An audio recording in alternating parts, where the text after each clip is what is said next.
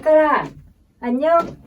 오늘 우리 책 얘기해야지. 오늘 상큼하게 인사부터 시작하시네요. 오늘 책 알지? 같이 얘기를 한 거. 다정한 것이 살아남는다.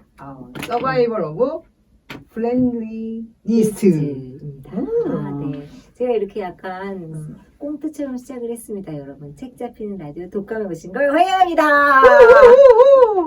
자, 그럼 오늘 이 책을 저희가 스웨덴 독서를 원래 만나서 하는데 초보 읽기를 바빴잖아요. 그래서 각자 집에서 이렇게 이 책을 초보 독서를 했어요, 이 책을. 이러고 그거 한 얘기를 좀 여담 한번 해볼까요? 네. 들어가는 의미에서. 저는 요즘에 그 스웨덴 독서법을 저 나름대로 그러니까 제목 쓰기, 소제목 쓰기, 소제목 쓰기를 하고 있잖아요. 네네네. 그래서 그 집에서 이제 일단 소제목 쭉 씁니다. 그냥 읽지 않고 쓰면서 여기에 무슨 얘기가 들어있고 이거는 어떤 뉘앙스로 나중에 내가 읽을 것인가. 뭐 이런 걸 생각하면 천천히. 왜냐면 이게 사람들이 필사를 많이 하는데 필사를 하는 데 이유가 있어요. 왜냐면 생각을 천천히 하게. 천천히. 물론 요즘에 이제 타자를 많이 치시기 때문에 이런 거 많이 하시는데 이런 거랑 다르게 손으로 쓰면은 이 손이 움직이면서 생각을 잠깐 멈춰야 됩니다. 온몸으로 책을 느끼시는군요. 네네네. 와, 네. 좋다. 그래서 제가 약간 네. 그 의미에서 여러분도 좀 천천히 들어가시라고 제목을 쭉 한번 읽어드릴게요. 네네. 추천의 글 최재천 교수님이 쓰셨어요. 손잡지 않고 살아남은 생명은 없다. 좋아요. 손 잡아야 돼요. 느낌. 느낌적인 느낌. 뜨거. 그다음에 들어가며 살아남고 진화하기 위해서. 챕터 1 생각에 대한 생각. 2 다정함의 힘. 3 오랫동안 잊고 있던 우리의 사촌. 그다음에 4번째 가축화된 마음. 5번째 영원히 어리게. 6번째 사람이라고 하기엔. 7번째 불쾌한 골짜기. 8번째 지고한 자유. 9번째 단짝 친구들. 네. 요런 챕터 이 제목만 보면은 이렇게 막 잡힐 듯 말 듯 약간 이게 좀 후크하는 제목이네요. 그쵸? 호킹하는 게 이제 궁금해하게 하는 뭔가 제목에서 다 말해주지 않겠어. 그쵸? 이런 느낌이에요. 제목에서 뭐 예를 들어서 영원히 어리게 살아야만 한다. 이렇게 하면 사는 얘기구나. 이렇게 할 때 영원히 어리게 누가 어떻게 사는 얘기지? 이렇게 궁금증을 유발해서 그 책들을 더 이제 읽을 수 있게. 요거를 보면서 좀 혼자 스웨덴 독서로 여기 뭐가 있을까 이렇게 좀 이렇게 뭐라 그러지 추론하면서 추론하면서 쓰셨군요. 네네. 꾸미도 좀 얘기해 주세요. 저 같은 경우는 저는 이렇게 한번 이렇게 이게 뭐지 이렇게 신제품 나오는 것처럼 이렇게 쭉 봐요. 나 아는 최재천 교수님이 얘기하셨네. 뭐 이렇게 아는 사람이 얼마나 나오지? 뭐 단어가 너무 어렵진 않은가? 뭐 했을 때 저희가 독감에서 읽었던 책도 많이 나오고 예를 들어서 제레미 다이아몬드인가? 맞아. 제레미 다이아몬드의 총균세. 도 나오고 그 다음에 사피엔스 유발 사피엔스 나오고 보면 약간 시인 윌리엄 블레이크 얘기도 나오고 그래서 이렇게 좀 단어 위주로 나 아는 거 맞네? 그리고 뭐 모나리자 눈도 나오고 왜 그 초등학교 때 우리 교과서 처음 이렇게 받아보면 사람 얼마나 나오지 이렇게 보는 것처럼 막 봤어요. 그랬더니 난이도가 어렵지 않다. 책이. 그리고 단어가 세로토닌, 옥시토신, 테스토스테론 뭐 이런 호르몬이 나오는 거 보니까 그런 거를 미리 좀 찾아서 어떤 것도 좀 숙지해 놓고 이러면서 책을 넘기기 시작했습니다. 스마트? Am I smart? 네, 괜찮았어요. 네. 그랬더니 어떤 느낌이었나요? 스마트해지는 느낌이었나요? 그러면 책은 어떤 느낌이었어요? 저는 이 책을 우리 추천해준 차승혜 PD님한테 정말 감사하는 게 너무 이게 책이 뭐 이렇게 다정한 것이 살아남는다. 그래 다정한 사람이 좋다. 그래서 동물의 다정함이 막 열거돼서 그래 봤지? 다정한 게 이렇게 다정한 행질이 이렇게 살아남았어. 이러면서 다정함에 대한 어떤 추앙 내지는 약간 찬미 이런 거로 끝나는 건 줄 알고 좀 시시할 것 같아서 안 읽고 있었거든요.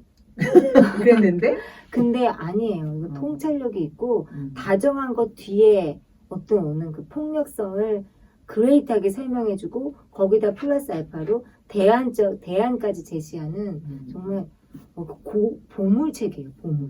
그럼 자연스럽게 네. 그럼 제가 이 뒤에 이 책을 추천하시면서 쓰신 분이 얼마나 이 책을 찬미하셨는지 읽어드리겠습니다. 이 책은 증오를 부추겨 권력을 쥔 트럼프 시기에 쓰였다. 회의감이 팽배한 상황에서 저자들은 희망의 가능성을 모색한다. 개, 보노보, 인간 등을 연구하는 저자들은 21세기 다윈의 계승자다. 이 책을 읽고 나면 왜 다정한 것이 살아남는지, 그런 다정함 때문에 지구를 지배하게 된 인류가 왜 폭력의 고리를 끊지 못하는지를 알 수 있다. 저자들은 인류가 더 나아질 나름의 해법까지 제안해 두었다. 짜릿한 지적 자극을 줄 뿐만 아니라 인류애까지 고양하는 아주 좋은 책이다. 인류의 고양. 그쵸. 인류의 고양. 아, 그래. 인간으로서 내가 정말 사람을 이렇게 친구 대하듯 대해야 되는구나. 그런 걸 많이 느꼈죠. 그러면 우리 저자 어떤 분인지 소개 분이신지. 들어가겠습니다. 저자가 사랑 가득한 부부입니다. 먼저 남편을 소개해 드릴게요. 브라이언 헤어. 듀크 대학교에서 진화 인류학, 심리학, 신경과학과 교수를 맡고 계시는 분이고 하버드 대학교에서 박사학위를 받았고 독일 막스 프랑크 진화 인류학 연구소에서 사람과 심리학 연구 그룹을 세웠습니다.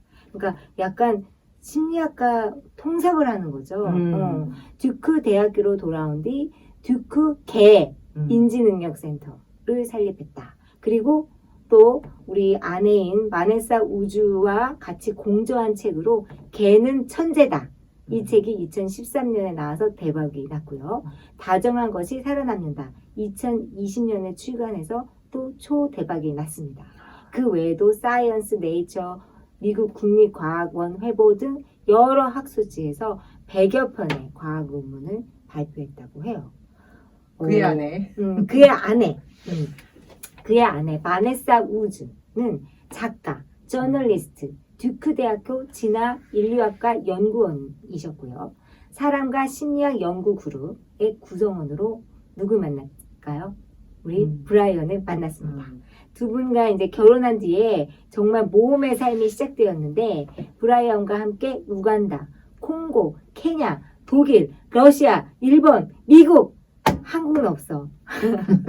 한국은 연구할 게 네. 많지 않아. 침팬지, 보노보, 늑대, 개 등을 연구하면서 글을 썼고 실제로 약간 그 주니어 과학 도서상도 쓰신 도서상도 후보에 선정될 정도로 책을 쓰셨는데 정말이에요. 우주가 당신을 스파게티로 바꿔요.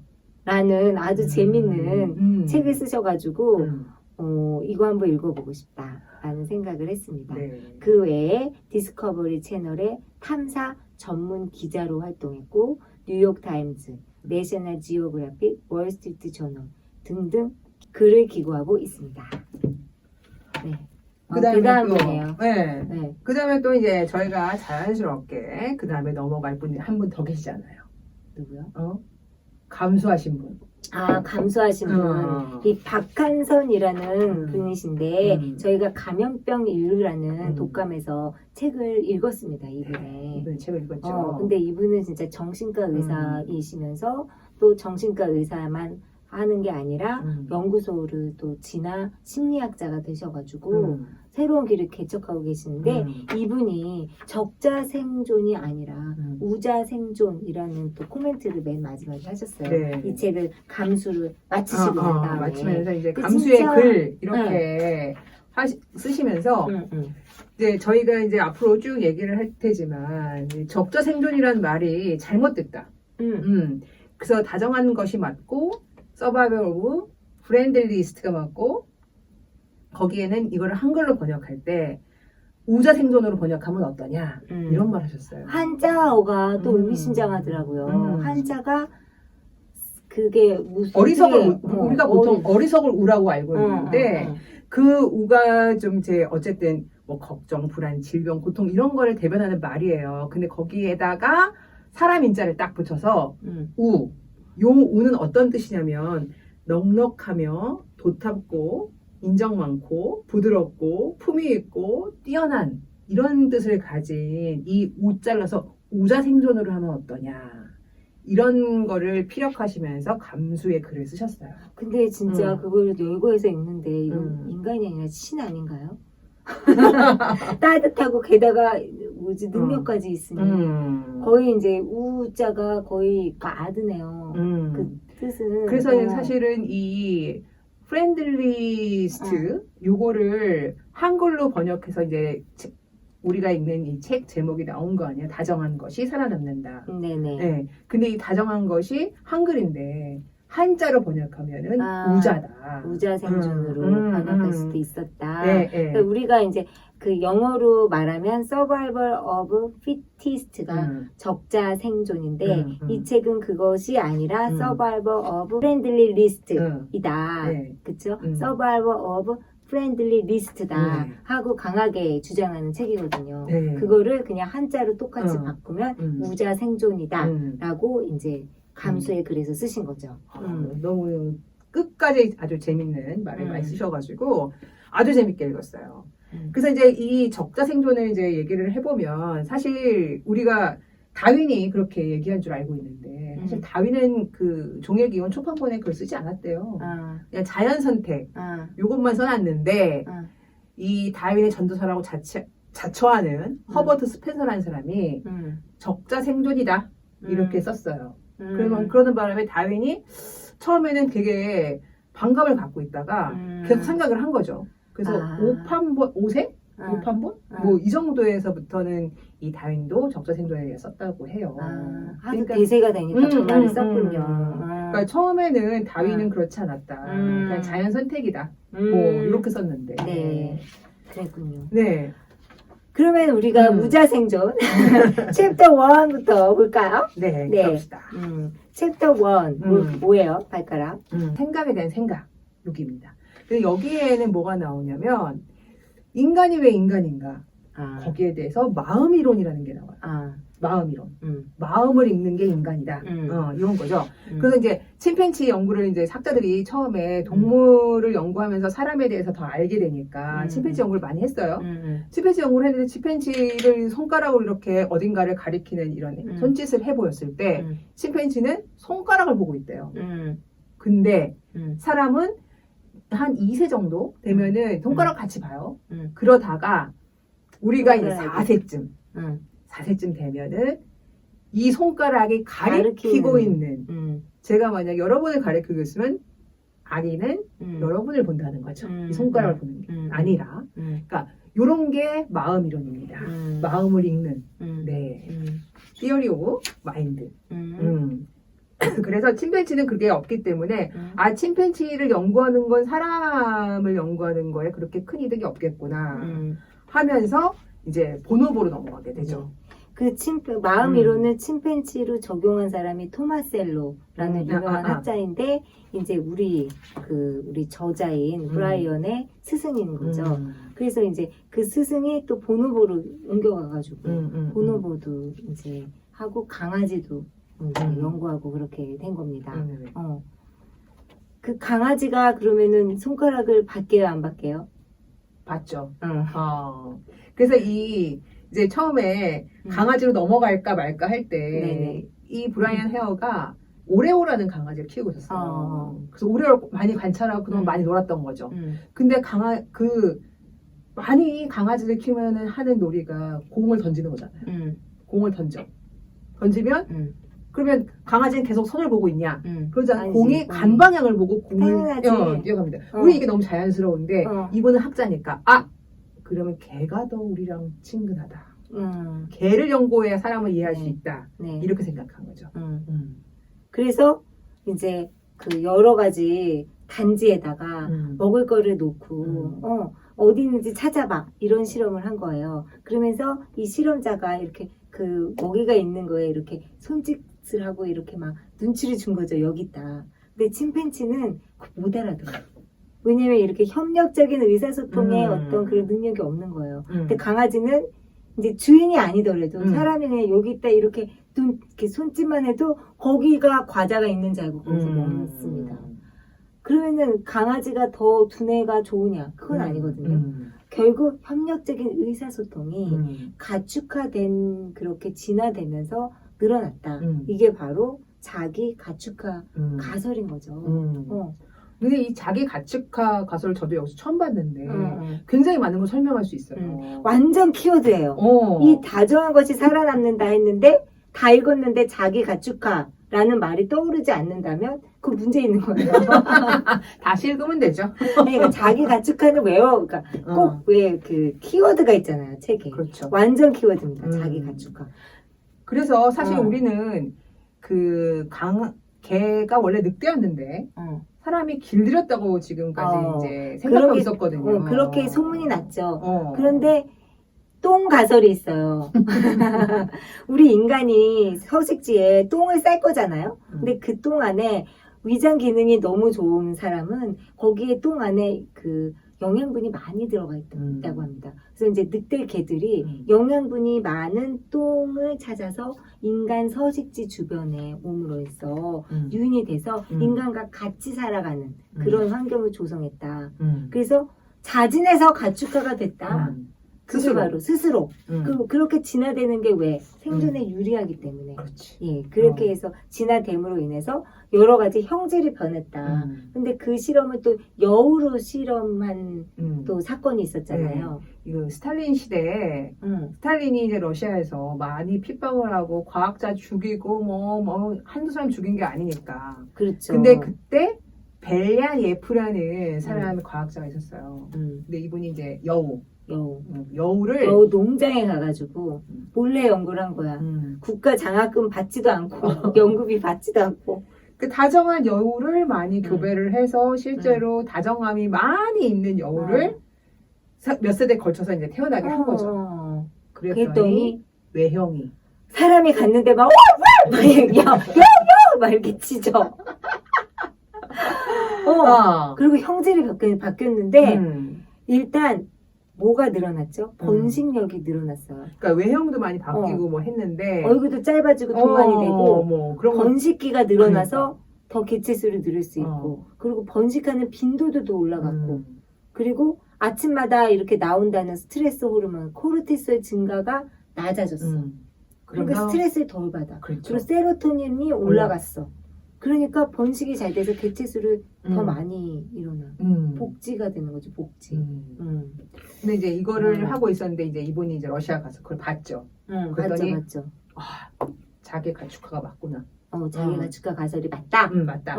인간에게 이걸 적용하자 해서 이제 끌어들인 우리와 아주 비슷한 또 동물이 누구죠? 보노보. 보노보 등장.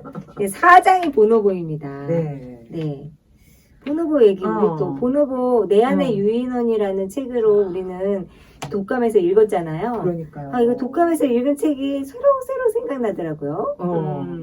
그래서 보노보가 침팬지랑 데뷔했을 때 그 침팬지는 어쨌든 모든 거를 배척하고 자기 거를 가두는 자기 거만 보호하려는 그런 굉장히 공격적인 특성이 있어요. 맞아요. 그래가지고 사람으로 그냥 왕따도 시키고 뭐 걔를 집단 학살도 시키고 특히 남의 새끼 그러니까 없애버리는 이런 거를 자행했단 말이에요. 숙청.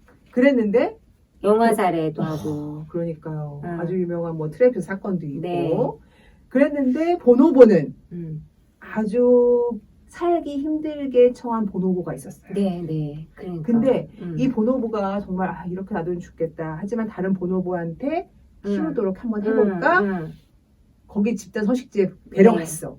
그랬더니 얘가 처음 보는 애인데도 불구하고 나머지 이 암컷들이 협심을 해서 얘를 살려낸 거예요. 그러니까요. 그리고 원래 수컷이 무섭잖아요. 그렇죠. 그 수컷이 먹이가 있다. 그러면은 이제 애를 줘야 되는데 수컷이 막 이렇게 먹는단 말이야. 침팬지 같은 경우는. 근데 보노보는 수컷이 이렇게 피해. 가. 우리 애 먹으라고. 왜냐면 자기 있으면 못 먹을까 봐 얘가. 그런 식으로 해서 배려심이 자제력 이런 게 너무 있는 거죠, 변호부가. 그리고 실험을 했는데 먹을 거를 나눠주는데 모르는 변호부한테 더 나눠준다. 자기가 원래 살고 있지 않고 외부에서 온 사람을 더 배려한대요. 그러니까 호기심이 많아. 얘랑 친구가 돼야 되니까 얘는 이미 친구가 됐으니까 얘랑 또 친구가 되니까 이 어떤 그 친화력이 정말 무한대인가 봐요. 그 보노보가 근데 사실은 이렇게 침팬지보다 우리에게 알려지진 않았어요. 그때 이제 저희도 이제 그 책을 보면서 왜 우린 보노보에서 이렇게 모를까. 그렇죠. 근데 서식지가 굉장히 한정되어 있고 뒤에서 이제 좀 책을 보다 보니까 이 주 서식지가 콩고인데 콩고가 내란이 굉장히 많고 너무 숲도 많이 파괴하고 그래서 사람들이 많이 알지 못하지 않았나. 그런 생각이 들면서 안타까운 생각 좀 들었어요. 네. 그러고 나서 이제 우리도 어떤 다 같이 나무에서 내려와가지고 호모사피엔스도 다 같이 공동 육아를 하잖아요. 근데 인간의 머리는 내가 커져야 되니까 머리가 약간 열려서 나오고 좁은 산도를 통과시키려면 이렇게 수축이 돼야 되니까 그리고 아이가 한 10개월 돼야지 이제 걷고 막 그러잖아요. 그렇죠. 그렇기 때문에 공동 육아가 될 수밖에 없고 내가 커졌는데 이제 두뇌가 능력이 이렇게 좋아지니까 제일 이 협력의 가장 중요한 형질이 바로 자제력입니다. 그러니까 두뇌가 지능이 높은 사람이 자제력이 있는 거죠. 그렇죠. 사람이 아니라 그런 종이. 그래서 우리 인간이 제일 자제력이 좋다. 그런 거를 얘기가 나요. 그러니까 인류가 이렇게 인구가 지금 70억 가까이 증가하는데 자제력이 제일 큰 공헌을 한 거예요. 그렇죠. 그렇지 않았으면 뭐 반은 다 먹이 갖고 싸우고 뭐 그래서 재밌는 실험을 했어요. 이렇게 투명 관, 원통형 투명 관에다가 여기다 먹이를 넣는 거예요. 그러니까 여기는 뚫려 있고, 근데 그 전에 이미 이제 훈련을 시켰어. 투명하지 않은 관으로 여기에 먹이가 있다는 거를 훈련을 시키고, 요번에 투명한 관을 통해서 여기다 이제 먹이를 놨는데, 침팬지나 원숭이들은 여기에 구멍이 있다는 사실을 까먹어. 왜냐면 투명 관으로 먹이가 보여지니까 막 식욕이 나서 자제력이 잃고 막 뛰쳐들어서서 막 이마에 막 관을 이렇게 부딪히고 막 이러는 거예요. 그 우리 인간은 안 그러잖아요. 관으로 이렇게 가지. 왜 부딪히겠어요? 그만큼 자제력이 중요하다. 그래서 살아남았다. 그래서 그래서 막물의 연장이 됐다. 이렇게 했는데, 그러면서 이제 나오는 게 그 앞에서 그 몸짓을 보여주고 눈짓을 하는 거를 인간이 터득해서 이제 살아남았다. 그 얘기랑 같은 맥락으로 하얀 우리가 얘기하는 흰자위 얘기가 나옵니다. 여기는 그쵸. 공막이라고 하는데 공막이라는데 이제 우리 한국말로는 흰자위죠. 그러니까 인간만이 흰자위가 있다. 파란 눈이건 노란 눈이건 뭐 회색 눈이건 다 상관없이 하얀 흰자위가 보임으로써 그럼 하얀 흰자위 보이는 게 뭐야? 그게 중요한 형질인 거예요. 그러니까 눈동자가 어딜 쳐다보고 있는지를 상대방이 알 수 있는 거예요. 그래서 제가 옛날에 뭐 영화 설명하는 그런 사람이 좀비인지 아닌지를 볼 때 그런 얘기를 했어요. 흰자위가 없다. 그러면 좀비다. 그래서 왜 사람이 좀비를 보면 두려움을 느끼느냐? 흰자위가 없기 때문이다. 그래서 그런 괴물을 설계할 때 흰자위를 없게 설계를 한대요. 그러면 그걸 보면서 굉장히 무섭다는 거죠. 그렇죠. 여기 보면은 하얀 공막은 우리가 살아가는 동안 협력을 증진시키는데 아주 이바지하는 것으로 보인다. 눈맞춤의 빈도가 증가하면서 유대와 협력적 의사소통이 촉진되어 옥시토신이 훨씬 활발하게 발현될 수 있었다. 그래서 하얀 공막은 속임수나 사기를 막는 어떤 효과도 있었다.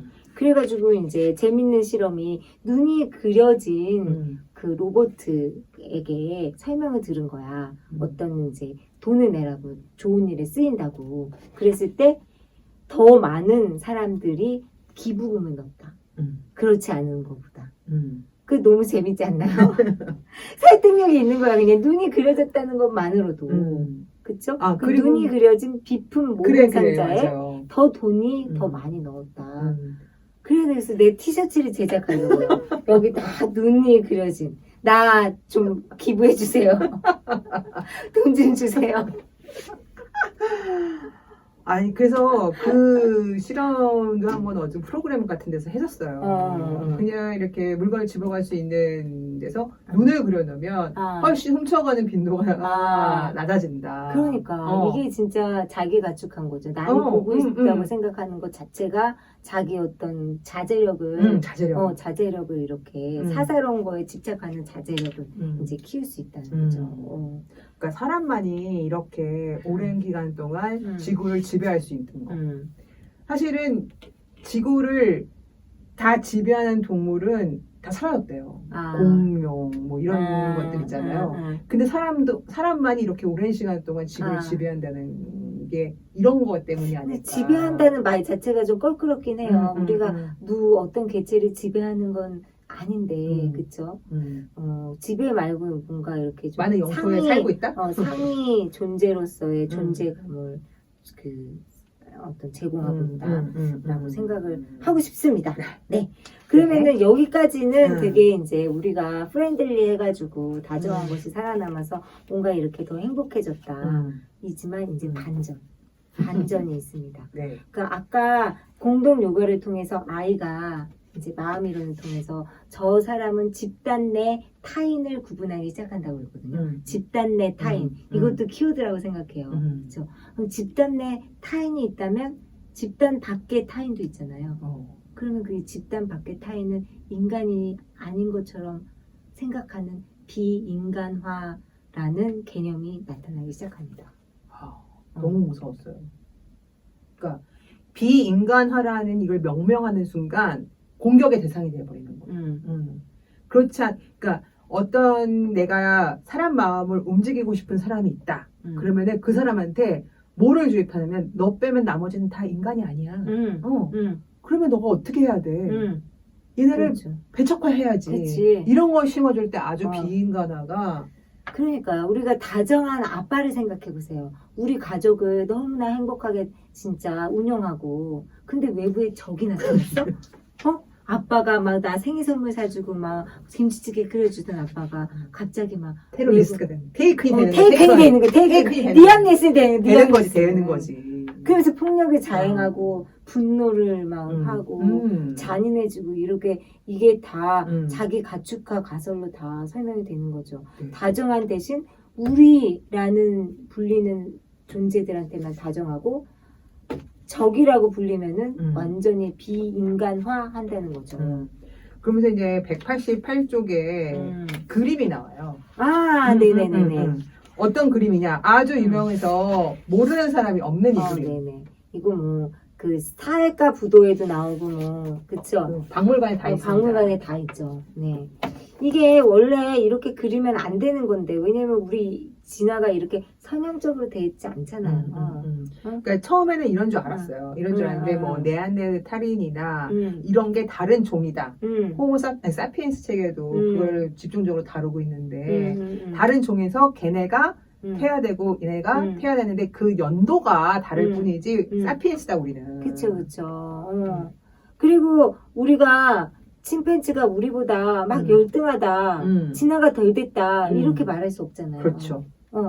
근데 이제 이게 이제 이렇게 간단하게 한 게 이제 문제인데 이걸 가지고 인간의 상승 척도라는 이름을 붙인 뒤에 어떤 실험 연구를 계속 한 거예요. 네. 그래서 미국 백인들한테 너가 여기에 휴먼의 100이라면 다른 인종들 뭐 유럽인 그다음 뭐 일본인 그다음 뭐 아프리카인 뭐 이런 거는 몇 점을 주겠냐 그런 거예요. 그랬더니 한국인도 되게 낮아. 맞아요. 그쵸? 미국인이 생각하기엔 한국인은 약간 진화가 덜 된 그 척도로 보는 거예요. 그리고 뭐 흑인이나 아프리카인은 말할 것도 없이 거의 뭐 원숭이 취급 받아가지고 나중에 막 박물관에 전시도 했잖아요. 제가 진짜 너무 잔인하죠. 벌거벗은 세계사 이런 거 잘 보는데 거기에 뭐가 나왔냐면 아프리카에 이제 유럽인들이 많이 진출을 했잖아요. 그때 이제 대영제국 시절에 진출을 했을 때 거기서 무슨 부족이 굉장히 많은데 그 부족 중에 우리와 다르다는 이유로 잡아가서 그냥 공연장에 막 세웠어요. 그러니까. 그 다음에 뭐 옷을 안 입히기도 하고 예를 들면 그래서 박수 치고 뭐 약간 동물 조롱하듯이 그래가지고 동물이야 나중에 완전히. 그 어떤 아프리카인은 스스로 자살을 한 동층 자살했다고 여기 나왔어요. 나왔잖아요. 그러니까 이 책에 이런 잔인한 거를 막 예시를 막 들어가면서 우리 인간이 인간을 대하는 태도가 어때야 되는지를 이제 얘기하기 시작하는 거죠. 그렇습니다. 진짜 문제죠, 문제. 그런 것들도 어떤 혐오, 어떤 학살, 제노사이드 이런 것도 이런 비인간화로 설명할 수 있다. 타인을 비인간화하는 것, 그거로 설명할 수 있다라고 얘기를 하고 있습니다. 그래서 저는 챕터 7 제목이 불쾌한 골짜기가 있었는데 그것도 좀 재밌었어요. 이분이 쓰신 이제 여러 가지 시 중에서 언캐니 밸리라고 하죠. 언캐니 밸리. 그러니까 이게 언캐니가 이 번역하시는 불쾌한이라고 하셨는데 저는 찾아보니까 약간 섬뜩한 게 맞는 것 같아요. 섬뜩. 섬뜩이 왠지 더 자극적인 말이라서 그래도 로봇이 이제 로봇을 예를 들면 사람이랑 어느 순간 흡사해져. 점점. 옛날에 이제 뭐 바닥을 기어다는 것밖에 없었다고 한다면 그러면 어디까지는 이렇게 호감이 증가하는 거죠. 그러다가 사람은 구분이 안 된다는 거 사람이 느끼는 시점이 있어요. 그럼 갑자기 호감도가 확 떨어지면서 섬뜩한 거지. 섬뜩하게 느껴지는 거죠. 그러다가 아주 사람과 똑같아지면 또 다시 올라가는 이런 호감도 그림을 보면서 이 가라앉는 요 시점을 언캐니 밸리라고 합니다. 그렇죠. 그러니까 그것도 이제 음. 확 뭔가 때리고 싶고 어. 뭐 폭력성을 자극하는 그렇게 생각할 수도 있을 것 같아요. 그래서 그쵸? 이제 예를 들어서 이제 그 미국인들이 생각할 때 흑인 뭐 이런 종들을 다 언캐니 밸리라고 하는 거죠. 왠지 섬뜩해 쟤네. 쟤네는 우리랑 달라. 그러니까 우리랑 같이 살면 안 돼. 그리고 이렇게. 그런 어떤 그 타 집단에 대한 혐오를 부추긴 나치가 전형적인 예인데 나치 지도자 헤르만 괴링이 뉘른베르크 감옥에서 이렇게 말했다고 합니다. 지도자는 언제든 국민을 마음대로 부릴 수가 있다. 아주 쉬운 일이다. 그저 우리가 공격받고 있으며 평화주의자들에게는 당신들이 나라를 위험에 노출시키고 있다고 말한 뒤 애국심이 부족하다고 비난하면 된다. 어떤 국가에서든 원리는 동일하다. 그렇죠. 그래가지고 여기 이 책에서 극단적으로 우경화된 보수 집단이 왜 나타났는지도 이 자기 가축화 가설로 설명하고 있어요. 그런데 반대로 유태인이 막 학살당할 때 그 유태인을 자기가 위험을 감수하면까지도 도왔던 독일인들도 많았다고 하거든요. 네. 그런 사람들이 많이 이제 조사를 했어요. 생각보다 많았던 거예요. 그래서 그 사람들이 왜 그런 마음을 갖게 됐느냐. 그 얘기를 하면서 그 이유를 차근차근 설명해 보니까 이런 그 비인간화를 설정하기 전에 이 사람들하고 친밀한 관계였던 사람들이 그런 마음에서 이 사람들을 구출해냈다. 258페이지에 제가 그걸 읽어볼게요. 사회학자 세뮤얼 올리너는 아내 펄과 함께 이 시기에 유대인을 구출한 수백 명의 증언을 분석했다. 그 결과 공통된 특성이 있었는데 그들 모두가 전쟁 전에 유대인 이웃이나 친구 혹은 직장 동료와 친하게 지낸 경험이 있었다. 혹은 새어머니가 유대인이거나 가족 중에 뭐 유대인이 있던 그러니까 접촉이거든요. 그렇죠. 그러니까 이 내 집단 외 집단인데 내 집단끼리 꽁꽁 그냥 막 그 울타리를 막 그 뭐 뾰족한 거 첨탑 세워가지고 그렇게 살잖아. 그러면 이제 외 집단이 조금만 와도 총뿌리를 대는 거야. 그런데 이제 접촉을 해야 돼. 서로. 그러면 사람들은 여기 이제 어떤 얘기가 나오면 그러면 그 집단 사람들끼리는 굉장히 행복할 것 같잖아요. 근데 그렇지 않다는 거예요. 너무 경쟁해. 이 안에 있는 사람들끼리도 그런 마음, 다른 사람을 배척시키는 마음이 있기 때문에 전혀 행복하지 않다는 거예요. 맞아요. 결국 구테타를 일으켜서 정복한 이 군부는 똑같이 구테타로 망하기 때문에 저희가 역사 속에서 그걸 많이 봐왔다. 이렇게 얘기를 하면서 그거는 옳지 않다. 그러면 어떤 데서 살아야 되느냐? 어떤 데서 살아야 돼? 사람들과 접촉이 자연스럽게 되는 도시가 필요합니다. 우리에게는. 결국 우리는 도시인으로 이제 살고 있는 진화된 존재잖아요. 그러니까 건축이 사람들의 접촉을 막는 도시 건축이다. 그럼 완전 최악이다. 네. 도시가 사람들과 섞이고 전 세대가 섞이고 뭐 돈 많은 사람, 돈 적은 사람도 다 같이 공감할 수 있는 어떤 장이 필요하다. 저는 그렇게 느꼈어요. 그러니까 네. 결국 도시 건축이 중요하다. 도시 어떤 운영이 중요하다.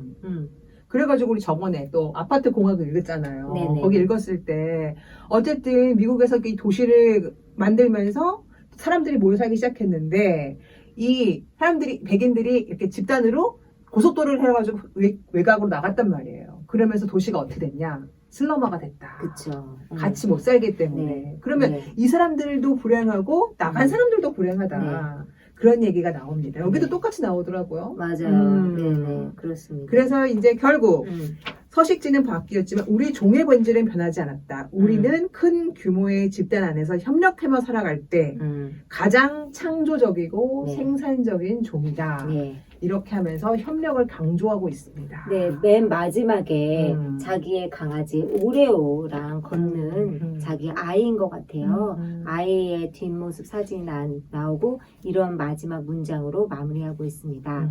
오레오와 나눈 우정과 사랑으로 나는 그 무엇보다도 소중한 교훈을 얻었다. 우리의 삶은 얼마나 많은 적을 정복했느냐가 아니라 얼마나 많은 친구를 만들었느냐로 평가해야 함을. 그것이 우리 종이 살아남을 수 있었던 숨은 비결이다. 그래서 제가 옆에다 뭐라고 썼어요? 아이와도 친구가 될 수 있냐? 네. 그 다음 질문은 좀 AI하고도 친구가 될 수 있나? 좀 그게 또 궁금해지더라고요. 인류는 항상 그 비관적인 말을 하면서도 희망적인 것이 있는 게 네. 이런 거를 끊임없이 공론화시켜야 된다고 생각합니다. 그렇습니다. 네. 우리 다정한 것이 살아남는다. 너무 재밌게 읽어서 어. 다정한 게 포옹하면서 끝나죠. 책잡이의 라디오 안녕.